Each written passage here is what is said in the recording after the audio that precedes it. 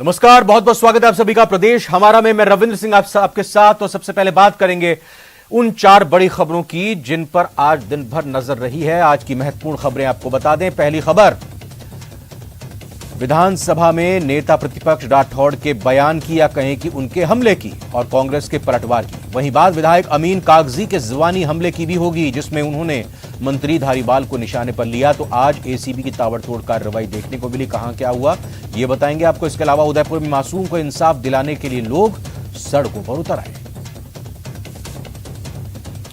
अलवर से breaking news ले लेते हैं, जहां पर अवैध पटाखा फैक्ट्री में आग लगने के कारण 3 बच्चे झुलस गए हैं। तीनों बच्चों को फिलहाल अलवर रेफर किया गया है। थाना गाजी में संचालित हो रही इस पटाखा फैक्ट्री में यह हादसा हुआ है। खड़भूजा कॉलोनी के एक मकान में यह फैक्ट्री चल रही थी। अचानक धुएं और आग के बाद यह हड़कंप मचा और इसमें 3 बच्चे झुलस गए हैं। अलवर से बड़ी खबर है, अवैध पटाखा फैक्ट्री में आग लगने के बाद 3 बच्चे झुलस गए हैं। तीनों को इलाज के लिए अस्पताल में भर्ती किया गया है। अलवर रेफर किया गया है इन बच्चों को। आपको बता दें कि थाना गाजी में संचालित थी ये पटाखा फैक्ट्री। खड़भूजा कॉलोनी के एक मकान में ये अवैध फैक्ट्री चल रही थी और अचानक धुआं निकला और उसके बाद आग फैलने के साथ वहां हड़कंप मच गया। 3 बच्चे इसमें झुलस गए।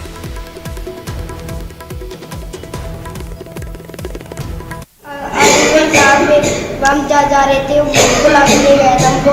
वो बम बनाने आ जाए तो वो बनाने को तुझे 50 रुपये दूंगा। फिर वे लेगा मैं घर में रोटी मार कर रोटी बच का तो और भी चल जाओ। एकदम मेरा वे लगा बन गया ताला, तो एकदम से आग लग गई। तो तुम रोज जाते हो कि पहली बार गए थे?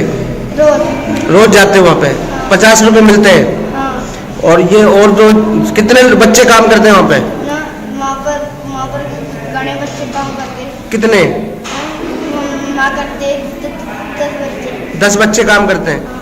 राजेंद्र शर्मा से बात करते हैं इस खबर पर और जानकारी के लिए। राजेंद्र, ये तो ये कहें कि इंतहा हो गई लापरवाही की। न सिर्फ अवैध रूप से फैक्ट्री चलाई जा रही थी बल्कि बाल मजदूरी भी कराई जा रही है इन छोटे छोटे बच्चों से।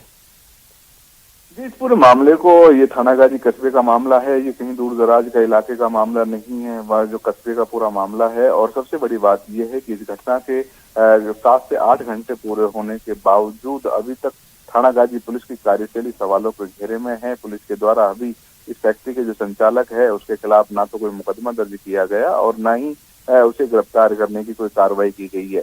तो बड़ा सवाल ये है कि पुलिस इस पूरे मामले पर किसका इंतजार कर रही है। जिस तरीके से एक बारूद की फैक्ट्री में धमाका होता है और धमाके के बाद 3 बच्चे जो मासूम बच्चे हैं उनको स्कूल से आने के बाद बहला फुसला करके उसमें ले जाया गया और उनसे काम करवाया गया, इस तरीके की बात शिकायत मिल चुकी है। बच्चों के जो बयान हैं वो सामने आए हैं, उसके बावजूद पुलिस कार्रवाई नहीं कर रही है।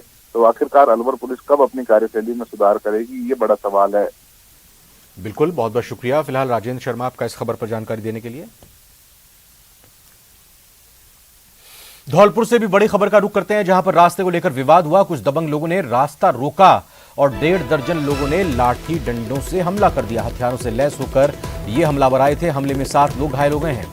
फिलहाल घायलों को जिला अस्पताल में भर्ती किया गया है। सूचना पर मौके पर पुलिस पहुंची। मनिया थाना इलाके के कुसेंडा गांव का यह मामला बताया जा रहा है।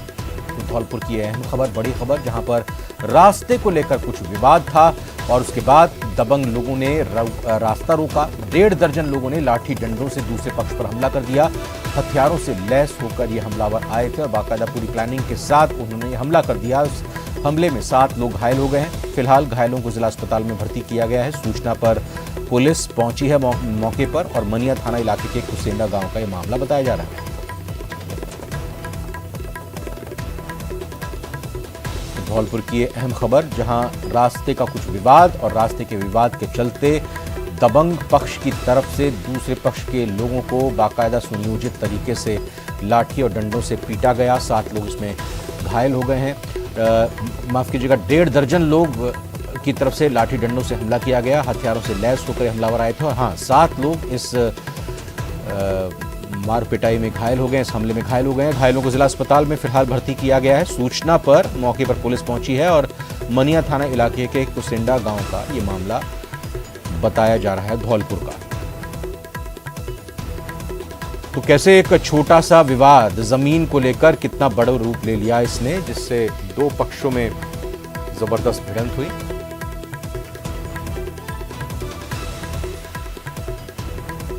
इधर उदयपुर में दिल दहला देने वाला मामला सामने आया, जिसमें मासूम को इंसाफ दिलाने के लिए लोग सड़कों पर उतर आए।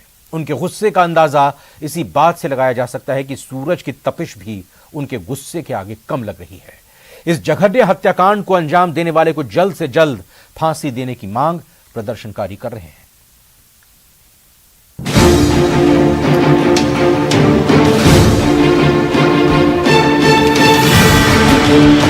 उदयपुर के मावली इलाके के लोपड़ा गांव में एक 9 वर्षीय मासूम बच्ची की दुष्कर्म के बाद में बड़े ही निर्मम तरीके से हत्या के बाद में आमजन में खासा आक्रोश है और यह आक्रोश लगातार बढ़ता जा रहा है। आप देखिए कि इस समय भी जिला कलेक्ट्री के बाहर में आक्रोशित हजारों युवा जो हैं वो यहाँ पर मौजूद हैं।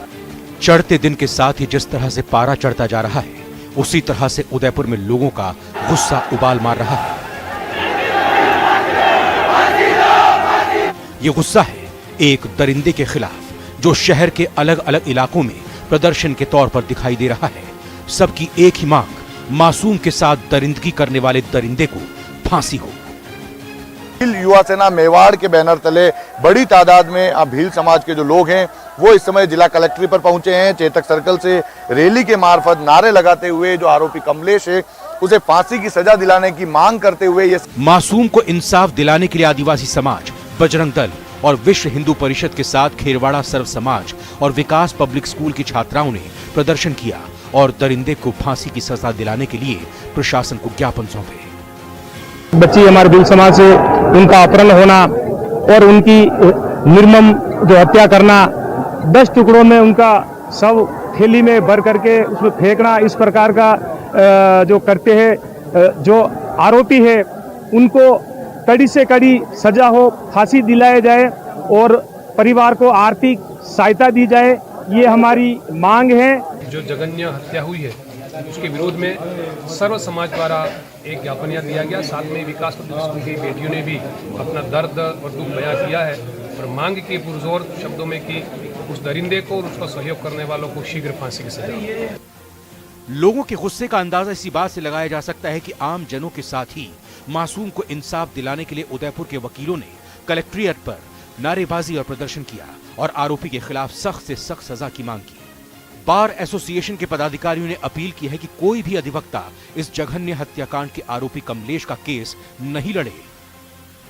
हम सभी ने ये निर्णय किया है और मैंने सभी से ये निवेदन किया है कि बार एसोसिएशन के जो भी सम्मानित सदस्य हैं इस मुकदमे की पैरवी नहीं करें, क्योंकि ये अपराध बड़ा ही जघन्य अपराध है।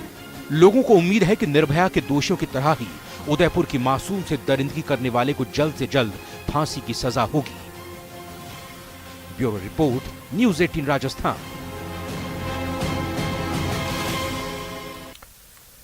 भरतपुर जिले के डीग उपखंड को नवगठित जिला बनाने के बाद विरोध के स्वर उठने लगे हैं। गांव सोंगर और उवार के लोग जिले में जुड़ने का विरोध कर रहे हैं और उनका कहना है कि उन्हें भरतपुर में ही यथावत रखा जाए। घोषणा होने के बाद से ये लोग प्रदर्शन कर रहे थे, लेकिन आज गांव में 4 लोग भूख हड़ताल पर बैठ गए और उनके साथ अन्य लोग भी उनके साथ प्रदर्शन कर रहे हैं। आपको बता दें कि लोगों का कहना है कि जब तक सरकार मांगे नहीं मानेगी हम भूख हड़ताल पर बैठे रहेंगे। उनका यह भी कहना है कि भरतपुर जिला मुख्यालय गांव से महज 4 किलोमीटर की दूरी पर है, जिसे भरतपुर से हटाकर नवगठित डीग जिले में जोड़ा जा रहा है। गांव के लोग इसका विरोध कर रहे हैं।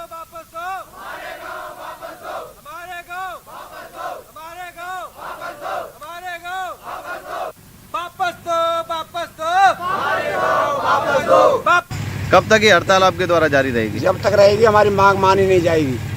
और भूख अनशन पर जब तक रहेंगे जब तक सरकार हमारे यहाँ आके हमको आश्वासन नहीं दे देगी कि आपको भरतपुर जिला में ही रखा जाएगा, चाहे हमारे प्राण निकल जाएं। और भी कुछ आंदोलन करना पड़े वो करेंगे और सरकार को हम यह संदेश देना चाहते हैं भूख हड़ताल के जरिए से कि सरकार जब तक हमारी मांग को पूरा ना करेगी तब तक चाहे कुछ भी करना पड़े हम ये अनशन खत्म नहीं करेंगे।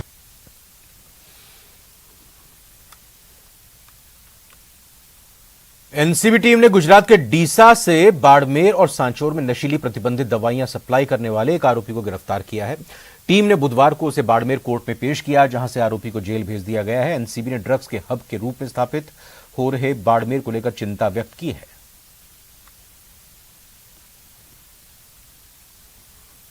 जो अभी पीछे एक केस हुआ था उसी में एक वांटेड पर्सन है, उसको हमने गिरफ्तार किया। सूचना मिली थी कि वो डीसा में किसी को सामान देने जा रहा है, तो डीसा जाके उसको गिरफ्तार किया। इस मामले में पहले 4 आरोपी गिरफ्तार हो चुके हैं और ये 5वां है। जयपुर में आरएसएस का राष्ट्रीय सेवा संगम गुरुवार से शुरू होने जा रहा है। देश में सेवा कार्य से जुड़ी संस्थाओं के प्रतिनिधि जामडोली स्थित केशव विद्यापीठ पहुंचेंगे और सेवा कार्यों की समीक्षा करेंगे और भविष्य में सेवा विस्तार पर चर्चा करेंगे। इस संगम का उद्घाटन सरसंघचालक मोहन भागवत करेंगे। सेवा संगम में आदिवासी वनवासियों के कल्याण से जुड़ी संस्थाओं के साथ जरूरतमंदों के लिए काम करने वाले संगठनों के प्रतिनिधि भी शामिल होंगे और करीब 3000 प्रतिनिधियों के जयपुर पहुंचने की संभावना है, जिनमें राष्ट्रीय संत बाल योगी उमेशनाथ, संघ के सरकार्यवाह दत्तात्रेय हाउसबोले, राजसमंद सांसद दिया कुमारी समेत तमाम लोग शामिल होंगे।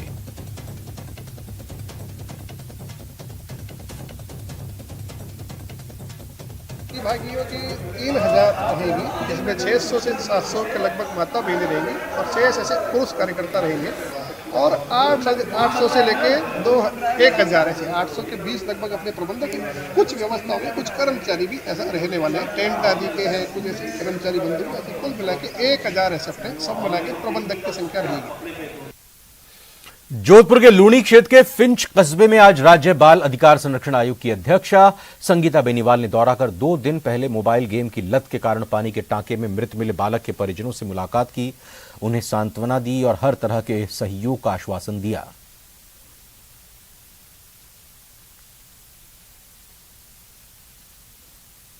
महोदय और पुलिस के अधिकारियों के साथ में बातचीत कर पूरे मामले की जानकारी प्राप्त की।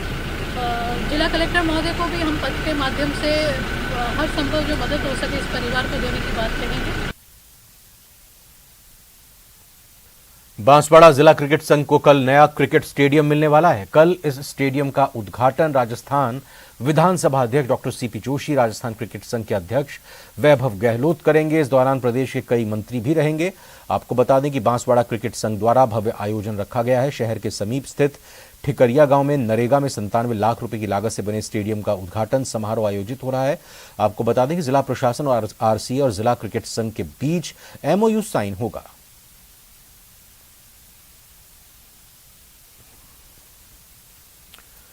बीजेपी प्रदेश अध्यक्ष सीपी जोशी ने दिल्ली में किरोड़ी लाल मीणा से मुलाकात की। राज्यसभा सांसद किरोड़ी लाल मीणा की दिल्ली आवास पर यह मुलाकात हुई।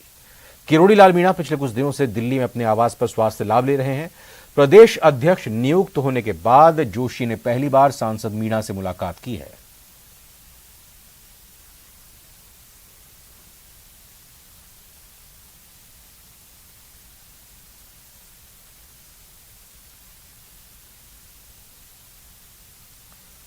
हनुमानगढ़ जिले के नोहर कस्बे को जिला बनाने की मांग को लेकर आज नोहर जिला बनाओ संघर्ष समिति ने नोहर में महापंचायत का आयोजन किया। महापंचायत में संघर्ष समिति ने नोहर को जिला बनाने की मांग को लेकर बैठक कर आगामी रणनीति तय करने की बात कही और कहा कि अगर राज्य सरकार ने नोहर को जिला नहीं बनाया तो बड़े स्तर पर आंदोलन किया जाएगा।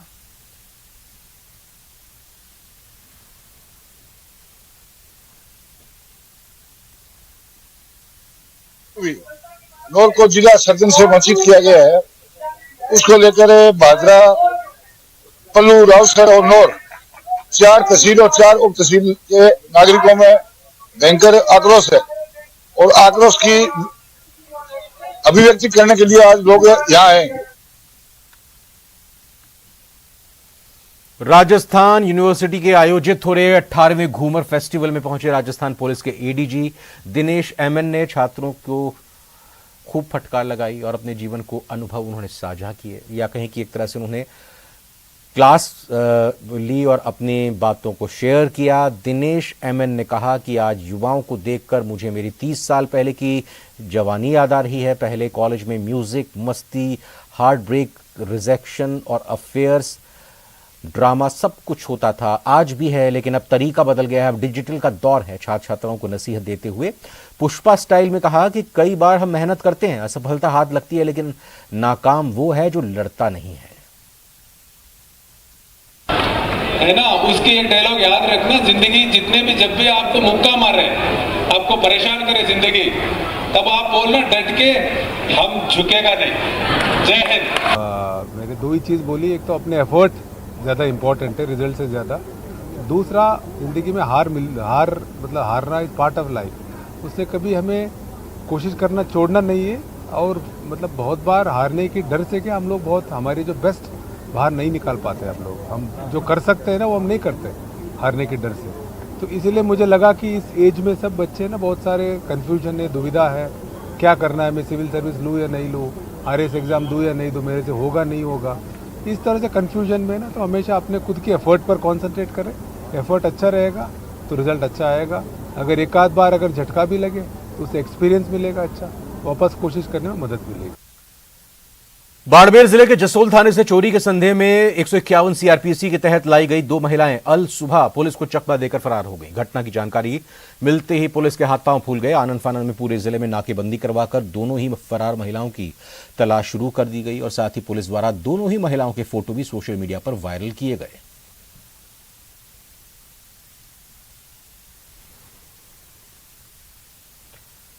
किसी भी इंसान की सबसे बड़ी कमजोरी उसके अपने होते हैं, उसके परिजन होते हैं और ये बात दुर्दांत अपराधी भी समझते हैं। तभी तो पुलिस वालों के परिजनों को अपना मोहरा बनाकर अपना उल्लू सीधा कर रहे हैं। बीकानेर से ऐसी ही एक चौंकाने वाली रिपोर्ट सामने आई है, आइए देखते हैं।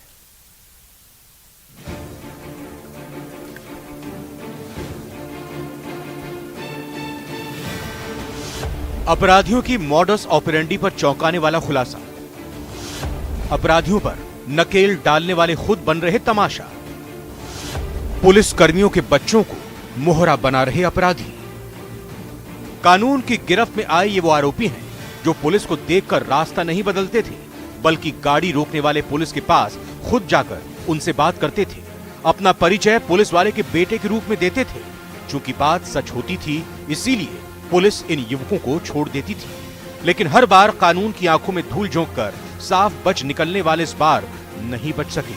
बीकानेर पुलिस ने बदमाशों के इशारों पर काम करते दोनों युवकों को दबोच लिया। झुंझुनू पुलिस में कांस्टेबल और RSC की 3rd बटालियन में हेड कांस्टेबल के 2 बेटों को गिरफ्तार किया है और इन दोनों ही का संबंध जो है वो रोहित गोदारा के गुर्गों से पाया गया है। दरअसल पुलिस ने एक दिन पहले ही कार्रवाई करते हुए 4 लोगों को गिरफ्तार किया था, जिनके पास से 2 माउजर सहित 50 राउंड बुलेट्स बरामद की गई थी। बड़ी तादाद में ये हथियार इनसे बरामद किए गए थे और उन्हीं की निशानदेही पर पुलिस कर्मियों के इन दोनों बेटों की गिरफ्तारी की गई है। SP तेजस्विनी गौतम ने बताया कि रोहित गोदारा के गुर्गों के इशारे पर कुछ पुलिसकर्मियों के परिजनों की संलिप्तता की जानकारी मिली थी। पुलिसकर्मियों का परिजन होने के नाते नाकाबंदी के दौरान पुलिस भी चेकिंग नहीं करती थी, जिसका फायदा उठाकर ये लोग अवैध सामान की डिलीवरी बदमाशों तक कर दिया करते थे। ये एक हमारे लिए भी एक नया तरीके का चैलेंज है। जो भी हम अभी गैंग्स को पकड़ रहे हैं या गैंग्स के सपोर्टर्स को पकड़ रहे हैं, उसमें एक नया ट्रेंड हमें ये पता चला है कि पुलिस वालों के बच्चों को या पुलिस वालों के परिवारजनों को एज अ मोहरा बनाकर, उनको टूल बनाकर गैंगस्टर्स यूज़ कर रहे हैं। गौरतलब है कि एक दिन पहले ही पुलिस ने कार्रवाई करते हुए 4 बदमाशों को गिरफ्तार किया था, जिनका संबंध रोहित गोदारा के गुर्गों से था। पुलिस ने इनसे हथियारों का जखीरा बरामद किया था। जब भी पुलिस की नाकाबंदी होती थी तो चेकिंग के दौरान ये खुद को स्टाफ का बता करके निकल जाया करते थे और इसी का फायदा जो है रोहित गोदारा सरीके हार्डकोर क्रिमिनल्स इनको अपना मोहरा बना करके उपयोग में ले रहे थे। इनके जरिए ही हथियारों की डिलीवरी जो है वो अपने गंतव्य स्थान पर करवाई जाती थी। बीकानेर से न्यूज़ 18 राजस्थान के लिए सहयोगी अलंकार गोस्वामी के साथ में मनीष दाधीच।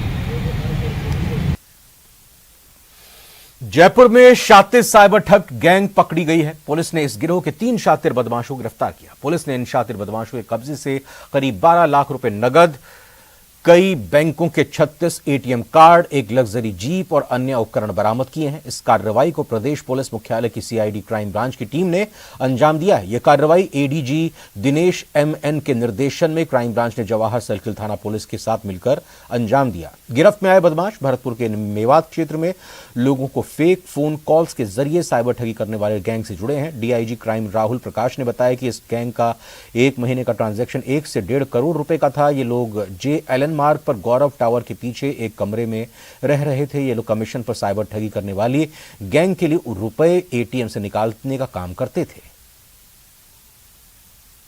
की सूचना हमें मिली थी जिसमें कि साइबर क्राइम तो भरतपुर में हो रहा है, उनकी अलग गैंग है जो कि लोगों के साथ ठगी कर रहे हैं और जिन फर्जी अकाउंट्स में या जिन अकाउंट्स के इनके पास डेबिट कार्ड हैं उसमें पैसे ट्रांसफ़र करा रहे हैं और दूसरी टीम जयपुर में यहाँ पे रह करके पैसे का विड्रॉवल कर रही है और प्रत्येक 24 घंटे पे उस पैसे को वापस भरतपुर लेके जा रही है। बूंदी कोतवाली पुलिस ने पूर्व डीएसपी रहे समदर सिंह चंपावत के निधन के बाद फेसबुक पर अशोभनीय टिप्पणी पर एक्शन लिया है। पुलिस ने आरोपी नगर परिषद नेता प्रतिपक्ष मुकेश माधवानी को गिरफ्तार कर लिया है। गौरतलब है कि 1 अप्रैल को समदर सिंह का जोधपुर स्थित आवास पर निधन होने के बाद बूंदी के व्यापारी महेश जिंदल द्वारा दिवंगत आरपीएस समदर सिंह चंपावत को लेकर फेसबुक पर अशोभनीय टिप्पणी पोस्ट की गई थी, जिसका नेता प्रतिपक्ष मुकेश माधवानी ने समर्थन किया, जिस पर राजपूत समाज ने विरोध किया था और महेश जिंदल और मुकेश माधवानी को गिरफ्तार करने की मांग की। आखिरकार पुलिस ने एक्शन ले लिया। ये श्री समुद्र सिंह जी पूर्व डीवाईएसपी बूंदी सिटी में यहाँ पर रहे थे। उस समय यहाँ बूंदी शहर के अंदर कुछ दंगेबाजी हो गए थे, हिंदू मुस्लिम जैसी घटनाएं हुई थी जिसमें उन्होंने डट के सामना किया। हो सकता है इन लोगों के उस समय कुछ इनकी बात हो गई हो पहले महेश जिंदल जी को, और अब उसमें इन्होंने कमेंट्स किया है उनकी मृत्यु होने के बाद, जो राजपूत समाज में और उनके परिवार को काफ़ी उद्वेलित हुए। बीकानेर में बकाया पेंशन, वेतन समेत 9 सूत्रीय मांगों को रोडवेज के रिटायर्ड कर्मचारियों ने आज केंद्रीय बस स्टैंड पर 2 घंटे विरोध प्रदर्शन किया। रिटायर्ड कर्मचारियों ने मांगों को लेकर मुख्यमंत्री, परिवहन मंत्री, प्रमुख शासन सचिव, प्रबंध निदेशक के नाम मुख्य प्रबंधक को ज्ञापन सौंपा। शाखा सचिव गिरधारी लाल ने बताया कि पिछले 3 महीनों से रिटायर्ड कर्मचारियों को पेंशन का भुगतान नहीं किया जा रहा है।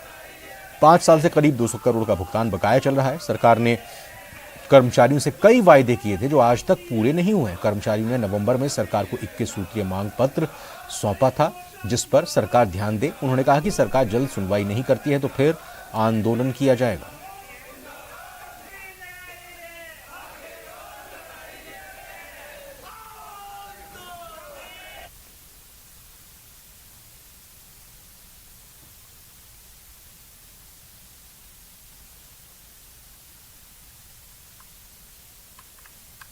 कर्नाटक के बीदर के शाह रशीद अहमद कादरी को राष्ट्रपति द्रौपदी मुर्मू ने पद्मश्री से सम्मानित किया। उन्होंने इस मौके पर कहा कि उन्होंने 10 साल तक इस पुरस्कार का इंतजार किया, लेकिन जब बीजेपी की सरकार आई तो उन्हें लगा कि उन्हें यह पुरस्कार नहीं मिलेगा, क्योंकि बीजेपी मुसलमानों को कभी कुछ नहीं देती है। लेकिन मुझे पुरस्कार देकर प्रधानमंत्री नरेंद्र मोदी ने मेरी सोच को गलत साबित कर दिया। ये अवार्ड के लिए मैं 10 साल से कोशिश किया। हर साल मेरे को 12,000 का खर्चा आता था। प्रोफाइल जो है मेरा इतना मोटा प्रोफाइल है, कलर फोटोज है, उसके अंदर एक 50 कलर फोटोज है, उसके लिए बहुत खर्चा आता था। 5 साल तक किया, उसके बाद बीजेपी गवर्नमेंट आ गई तो मैं ये सोच के छोड़ दिया कि ये बीजेपी गवर्नमेंट मुसलमानों को कुछ नहीं देती, मगर मोदी जी मेरे ख्याल को साबित करते हुए मुझे चुना और मैं उनका शुक्रिया अदा करता हूं, अमित जी का, मोदी जी का, और ये अवार्ड में जिन जिन का भी रोल है उन सबका मैं शुक्रिया अदा करता हूं। और आइए अब कल उन खबरों की बात कर लेते हैं जिन पर नजर रहेगी और आप भी इन खबरों के बारे में जानना चाहेंगे तो आपको एक एक करके बताते हैं। खबर महत्वपूर्ण जयपुर से होगी, जहां जामडोली में आरएसएस का सेवा संगम हो रहा है। मोहन भागवत इसका उद्घाटन करेंगे। डूंगरपुर के बेणेश्वर में एनीकट का शिलान्यास होगा। साथ ही साथ सोम, माही और जाखम नदी पर एनीकट बनेगा। प्रदेश भर में हनुमान जन्मोत्सव का पर्व मनाया जाएगा। जयपुर में खोले गए हैं हनुमान जी के मंदिर में माफ कीजिएगा, जयपुर में खोले के हनुमान जी मंदिर में विशेष कार्यक्रम होंगे। बांसवाड़ा में विधानसभा अध्यक्ष सीपी जोशी ठेकरिया स्थित 97 लाख की लागत से बने नए क्रिकेट स्टेडियम का उद्घाटन करेंगे। बीजेपी का कल स्थापना दिवस है, जिसको लेकर कई जगहों पर कार्यक्रम आयोजित किए जाएंगे। तो सभी खबरों पर नजर रहेगी, इसके लिए आप न्यूज 18 राजस्थान पर लगातार बने रहिएगा। और फिलहाल प्रदेश हमारा के इस बुलेटिन में इतना ही।